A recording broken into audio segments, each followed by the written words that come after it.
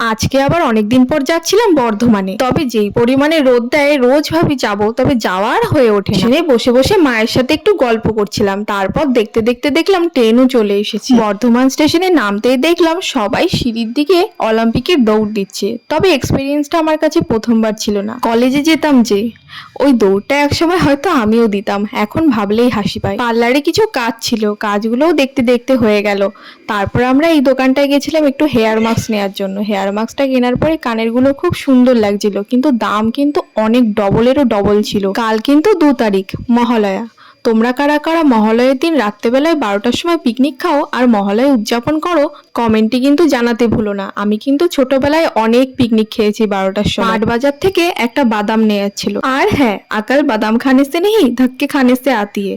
আর তোমরা যারা ধাক্কা টাক্কা কেউ কিছু খাওনি, তারা কিন্তু মনে করে বাদাম খাবে। ভিডিও ভালো লাগলে অবশ্যই চ্যানেলটা ভিজিট করে আসতে পারো।